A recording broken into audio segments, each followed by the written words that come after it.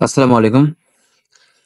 আজকে দারিদ্র্য হ্রাসে বিশ্ব ব্যাংকের ভূমিকা কি এই বিষয় নিয়ে আজকে আলোচনা করব। এখানে দেখো, প্রথমে ভূমিকা। বিশ্ব ব্যাংকের মূল লক্ষ্য উন্নয়নশীল দেশগুলোর দারিদ্র্য হ্রাস ও টেকসই উন্নয়ন। বিশ্ব ব্যাংক বিশেষ পরিকল্পনার জন্য ঋণ প্রদান করে বিভিন্ন মেয়াদে। তাহলে বিশ্ব ব্যাংকের মূল লক্ষ্য হচ্ছে যে সমস্ত দেশগুলো দারিদ্র্য আছে সেই সমস্ত দারিদ্র দেশের অর্থনৈতিক দিক থেকে উন্নতি করা। দারিদ্র্য আধুনিক সভ্যতার একটি ভয়াবহ অভিশাপ।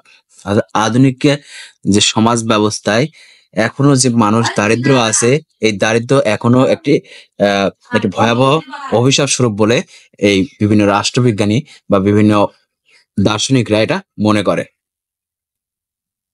এই অভিশাপ থেকে রক্ষার জন্য বিশ্বব্যাংক তার প্রতিষ্ঠানসমূহের মাধ্যমে বিভিন্ন মেয়াদী প্রকল্পে ঋণ প্রদান করে। অর্থাৎ যে সমস্ত দারিদ্রগুলো দেশ আছে, এই দারিদ্র দেশকে সহজ শর্তে কি করে ঋণ প্রদান করে থাকে। বিশ্বব্যাংক বিভিন্ন দেশে দারিদ্র হ্রাসে প্রকল্পের মাধ্যমে ঋণ প্রদান করে। এই প্রকল্পের মধ্যে রয়েছে বড় বড় সেতু, যেমন পদ্মা সেতু নির্মাণের জন্য কিন্তু বিশ্বব্যাংক থেকে ঋণ নেওয়ার প্রস্তাব গ্রহণ করা হয়েছিল। তারপরে রাস্তা, পরিবহন, শিল্প, নগরায়ন ইত্যাদি ক্ষেত্রেই কিন্তু এই বিশ্বব্যাংক ঋণ দিয়ে থাকে। তৃতীয় বিশ্বের স্বল্পোন্নত ও উন্নয়নশীল ঋণ ভারে জর্জরিত দেশগুলোতে বিশ্বব্যাংক খাতওয়ারি সমন্বয় ঋণ প্রদান করে। খাতওয়ারি বলতে বিভিন্ন খাতে, অর্থনৈতিক খাতে বা কৃষি খাতে এরা কি করে ঋণ প্রদান করে থাকে, যা ব্যয় ব্যয় করা হয় গ্রহণকারী দেশের সরকারের কাঠামো বিন্যাস ও নীতি নির্ধারণের কাজে। এরপরে দেখো, দারিদ্র হ্রাসে বিশ্ব ব্যাংকের ভূমিকা। 1 নম্বরে আছে গড় আয়ু বৃদ্ধি। বিশ্বব্যাংক দারিদ্র্যকে আন্তর্জাতিক সমস্যা হিসেবে চিহ্নিত করে। অর্থাৎ এটা শুধু কোনো একটা নির্দিষ্ট দেশে না, এটা বিভিন্ন দেশেই কিন্তু এই দারিদ্রতা রয়েছে। দারিদ্র হ্রাসের সবচেয়ে বেশি গুরুত্ব দিয়েছে। এই উদ্দেশ্যে বিশ্বব্যাংক 2000 খ্রিস্টাব্দে 10টি দেশে অগ্রাধিকার ভিত্তিক কর্মসূচি পরিচালনা করে। আর এই 10টি দেশের আর্থিক সমস্যা চিহ্নিত করে শক্তিশালী করার লক্ষ্যে পাইলট প্রকল্প গ্রহণ করেন। অর্থাৎ দরিদ্র দেশ যে শুধু 10টি তা নয়, প্রত্যেকটা দেশে কিন্তু দরিদ্র সীমার নিচে বসবাস করে এমন জনসংখ্যা কিন্তু বিভিন্ন প্রদেশে আছে। এক্ষেত্রে তারা যে সমস্ত 10টি দেশ নিয়েছে সেই 10টি দিক থেকেই কিন্তু তারা আছে এই পাইলট প্রকল্প গ্রহণ করেন। পাইলট প্রকল্প গ্রহণ বলতে দেখা যাচ্ছে একটা কৃষক দেখা যাচ্ছে ধান উৎপাদন করবে একটা জাতের ধান, সেই ধানটা আসলে দেখা যাচ্ছে কেউ চাষ করেনি। সেক্ষেত্রে দেখা যাচ্ছে সে যদি অনেক বিঘা জমি নিয়ে সেই ধানটা চাষ করে, সেই ধানের ফলন যদি না আসে সেক্ষেত্রে সে ক্ষতিগ্রস্ত হবে। এই জন্য কি করে, কিছু দেখা যাচ্ছে পরীক্ষা করার জন্য অল্প কিছু লাগিয়ে দেখে যে এটার ফলন কিরকম। এভাবে কিন্তু এই পাইলট প্রকল্প গ্রহণ করা হয়, যে আসলে এই 10টি দেশে অগ্রাধিকার ভিত্তিক কর্মসূচি পালন করা হয়, যাতে পরবর্তীতে যদি এটা কাজে লাগে তাহলে পরে অন্যান্য দেশে নিয়েও এটা কাজ করা হবে।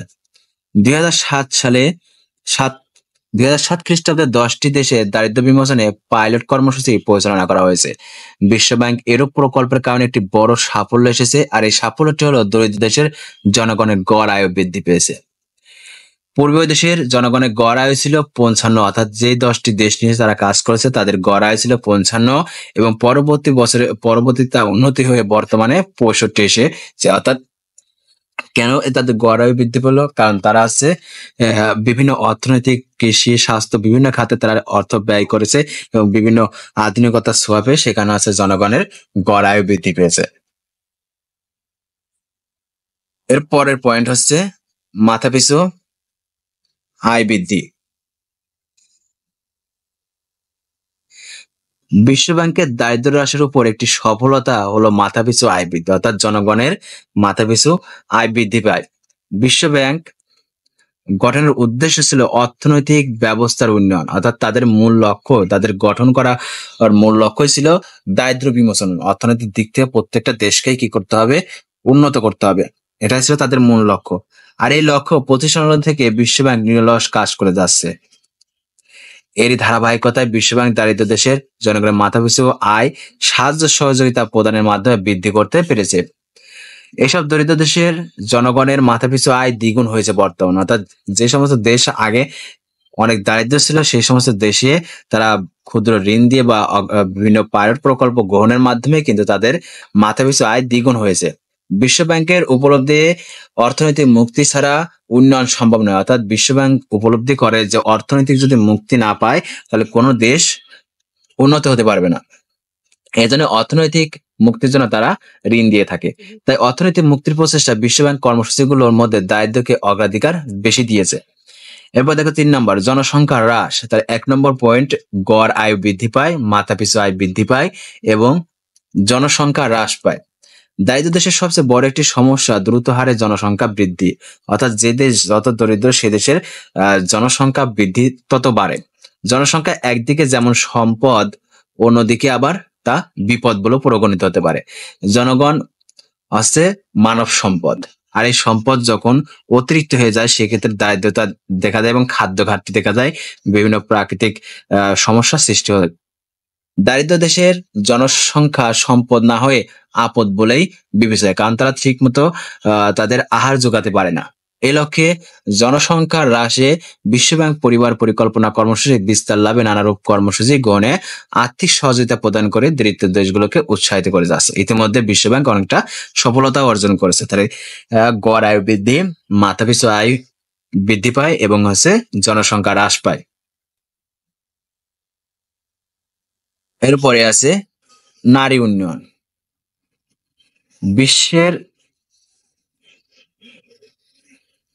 বিশ্বের মোট জনসংখ্যার অর্ধেক নারী। এই নারী সমাজ বিশ্বের অধিকাংশ দেশেই অবহেলিত, প্রবঞ্চিত। এরূপ প্রবঞ্চনা, প্রতারণা, শোষণের হাত থেকে নারী সমাজের উন্নয়নের বিশ্বব্যাংক বিভিন্ন কর্মসূচি, নীতি নির্ধারণে সদস্য দেশগুলোকে নানাভাবে উৎসাহিত করছে। অর্থাৎ পুরুষদের পাশাপাশি নারীদেরও কি করতে হবে, নারীদের অধিকার দিতে হবে, নারীরাও কাজ করবে, তাহলে পরে সেই দেশটা অর্থনৈতিক দিক থেকে স্বাবলম্বী হবে। এক্ষেত্রে বিশ্বব্যাংক নারীর ক্ষমতায়নের উপর অধিক জোর দিয়ে যাচ্ছে, যাতে নারী সমাজ পুরুষের পাশাপাশি সমান অধিকারের মাধ্যমে অর্থনৈতিক উন্নয়নে গুরুত্বপূর্ণ ভূমিকা পালন করতে পারে। এই নারী উন্নয়নে তারা কাজ করছে। তারপর 5 নম্বর, কৃষি ও পল্লী উন্নয়ন। বিশ্বব্যাংক কৃষি প্রধান দেশসমূহের কৃষি উন্নয়নে বিভিন্ন প্রকার সহযোগিতা উৎসাহিত করছে। বিভিন্ন সার বা বিভিন্ন যন্ত্রাংশ তারা সরবরাহ করছে। যেমন পল্লী এলাকার উন্নয়নে বিশ্বব্যাংক বিভিন্ন কালভার্ট, তারপরে সেতু, রাস্তাঘাট নির্মাণ, আর্থিক সাহায্য সহযোগিতা করে থাকে। এভাবে বিশ্বব্যাংক কৃষি উন্নয়নে বীজ, সার, কীটনাশক, ঔষধ, ট্রাক্টর, বিভিন্ন পাওয়ার টিলার ক্রয়ে আর্থিক সহযোগিতার মাধ্যমে কৃষি উন্নয়ন গতিকে ত্বরান্বিত করে এবং পল্লী অবকাঠামো নির্মাণে সাহায্য করে। এগুলোর ফলেই দরিদ্র দেশগুলো ক্রমান্বয়ে অর্থনৈতিক দিক থেকে স্বাবলম্বী হচ্ছে। এরপরে আছে রাস্তাঘাট।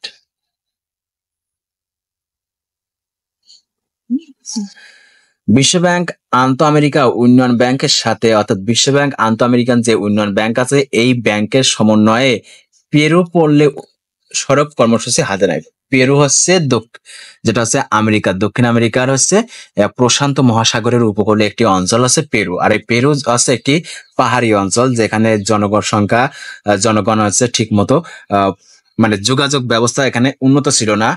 এই জন্য তারা কিন্তু পেরুর বিভিন্ন রাস্তাঘাট নির্মাণে কিন্তু বিশ্বব্যাংক আন্তঃ আমেরিকা, এই দুইটা ব্যাংক কাজ করে। নতুন বাস সার্ভিস এবং উন্নত রাস্তার ফলে পেরুর মধ্যাঞ্চলে আন্দিজ পর্বতের উপরে অবস্থিত প্রায় সবগুলো গ্রাম থেকে শহরে আসতে যেখানে 5 ঘন্টা সময় লাগতো, একই পথ অতিক্রম করতে এখন সময় লাগে 1 ঘন্টা। অর্থাৎ এই পেরু অঞ্চলে রাস্তাঘাট উন্নয়নের ফলে কিন্তু তাদের যে সময়টা আগে লাগতো 5 ঘন্টা, এখন বর্তমান সেই সময়টা লাগে 1 ঘন্টা। 4 ঘন্টা কিন্তু তাদের সাশ্রয় হয়েছে, যেখানে তারা অর্থনৈতিক বা বিভিন্ন কাজে কিন্তু সেই সময়টা ব্যয় করতে পারবে। বর্তমান আন্দিজ এলাকায় প্রায় 30 লাখ মানুষ 13,000 কিলোমিটার পল্লী সড়ক জনপথের সুবিধা ভোগ করছে। এমনই করেই বিশ্বব্যাংক বিভিন্ন দেশের যোগাযোগ কাঠামো খাতে উন্নয়নের অর্থ প্রদান করে চলেছে। অর্থাৎ বিভিন্ন, শুধু পেরুতেই নয়, বিভিন্ন অঞ্চলে এরকম যে রাস্তাঘাট আছে সেই রাস্তাঘাট উন্নয়নে কিন্তু তারা কাজ করছে। এরপরে আছে অর্থনৈতিক প্রবৃদ্ধি। অর্থনৈতিক প্রবৃদ্ধিটা কি? অর্থনৈতিক প্রবৃদ্ধি বলতে যেটা বোঝায় যে কোনো অঞ্চলের একটি নির্দিষ্ট বছরে যে ভৌগোলিক সীমারেখার মধ্যে যে সেবা বা সামগ্রিক উৎপাদন হয়, সেই সেবা সামগ্রীকে যে বাজার মূল্যের সমষ্টি কিন্তু অর্থনৈতিক প্রবৃদ্ধি। বা মোট দেশের উৎপাদনও কিন্তু বলা যায়। মোট দেশের উৎপাদনের ক্রমাগত বৃদ্ধি কিন্তু অর্থনৈতিক প্রবৃদ্ধি বলা যায়। গৃহযুদ্ধ বিধ্বস্ত দেশ মোজাম্বিক, যেটা দক্ষিণ আফ্রিকায় এটা অবস্থিত একটি দেশ, যে 1990 দশকে ছিল বিশ্বের সবচেয়ে দারিদ্র ও নানাভাবে জর্জরিত দেশগুলোর একটি। এই মোজাম্বিক দক্ষিণ আফ্রিকায় একটি দরিদ্র একটি দেশ, যেটা 1990, এটা বেশি বছর আগেরকার কথাও না। দক্ষিণ আফ্রিকার শিল্প উন্নয়ন কর্পোরেশন সেখানকার কলকারখানা উন্নয়নে অর্থ বিনিয়োগ করে। অর্থাৎ সেখানে আহ, যে কলকারখানা, বিভিন্ন কলকারখানা যে উন্নয়নে অর্থ তারা কি করে, সেখানে বিনিয়োগ করে। দক্ষিণ আফ্রিকার শিল্প উন্নয়ন কর্পোরেশনকে আবার $40 মিলিয়ন গ্রান্টি দিয়েছে বিশ্বব্যাংক অঙ্গ সংস্থা মেগা।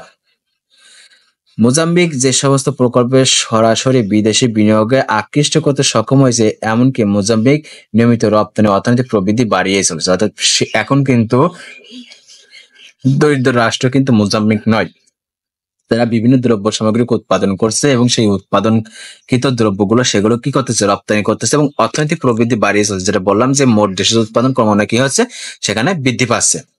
এর উপসংহার পরিশেষে বলা যায়, বিশ্বব্যাংকের সবচেয়ে বেশি সাফল্য হলো ব্যাংকের সমর্থিত প্রকল্পের মাধ্যমে ভারতে গরিব শিশুদের মাঝে শিক্ষা বৃদ্ধিতে, তারপরে চীনা যক্ষ্মা সংক্রমণ আসে, ব্রাজিলে এইডস এর বিরুদ্ধে সচেতনতা গড়ে তোলার, পেরু প্রান্তীয় অঞ্চলে যে যোগাযোগ প্রতিষ্ঠা, বাংলাদেশের পার্বত্য জেলাগুলোর অবকাঠামো উন্নয়ন, তুর্কি পল্লীতে নিম্ন আয়ের মানুষের গড় আয় দ্বিগুণ করা, নারী উন্নয়নে, বিভিন্ন কাজে তারা কিন্তু কাজ করে যাচ্ছে। পাশাপাশি এই বিভিন্ন পরিকল্পনার ব্যর্থতা কম নয়, তবুও বলা যায় প্রতিষ্ঠান হিসেবে বিশ্বব্যাংক এর জন্য দায়ী নয়, দায়ী এর পরিচালনা পর্ষদ। অর্থাৎ তারা যে অর্থনৈতিক ভাবে যে স্বাবলম্বী করার জন্য বিভিন্ন দেশে যে অর্থ প্রেরণ করছে, এক্ষেত্রে দেখা যাচ্ছে বিভিন্ন ভাবে তারা ক্ষতিগ্রস্ত হচ্ছে এবং সেই দেশটা কিন্তু দেখা যাচ্ছে ক্ষতির দিকটা না দেখে তারা ভালোর দিকটাই পর্যবেক্ষণ করছে।